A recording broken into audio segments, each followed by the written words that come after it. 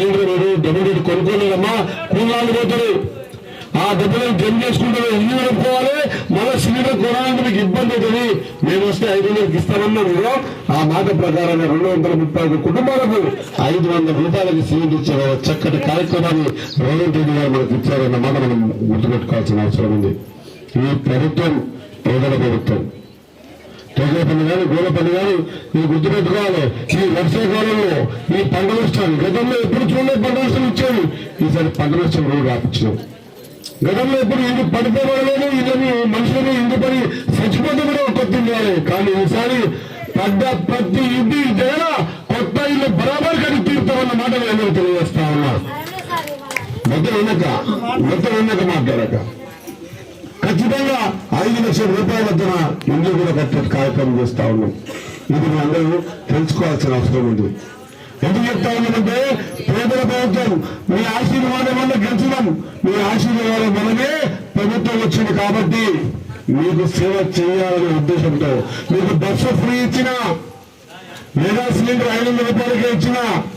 లేదా రైతు నా రైతు సైన్యంతో కూడా సుభిక్షంగా ఉండాలని మీ 3 కోట్ల అప్పు ఒకటే సంతకంతో 3 కోట్ల అప్పు లేదా రేపు ఇల్లు పడ్డంలో ఇల్లు ఇచ్చిన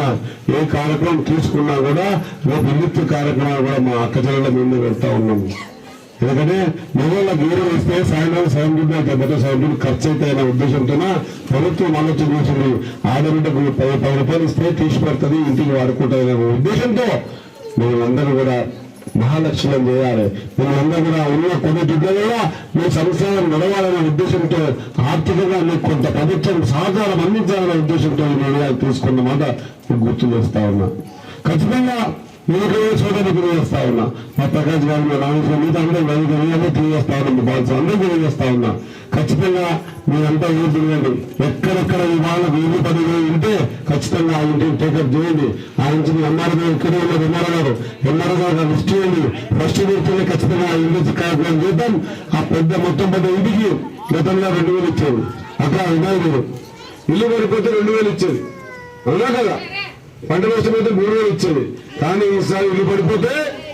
ప్రభుత్వం 16,500 రూపాయలు ఇప్పటికిప్పుడు తక్షణ సహాయంగా ఇస్తుందన్న మాట మీకు గుర్తు చేస్తా ఉన్నా ఇల్లు పడిపోయింది అనుకో బయట ఎలా ఉంటారు మన భక్తి నిమిత్తం అంతా ఖరాబ్ అవుతుంది కాబట్టి అటువంటి ఇల్లు కూడా నడవాలి ఇబ్బంది పడద్దని 16,500 రూపాయలు ఇంటికి ఇచ్చే కార్యక్రమాన్ని కూడా ప్రభుత్వం తీసుకునేదన్న మాట మీకు అందరికీ గుర్తు చేస్తా ఉన్నా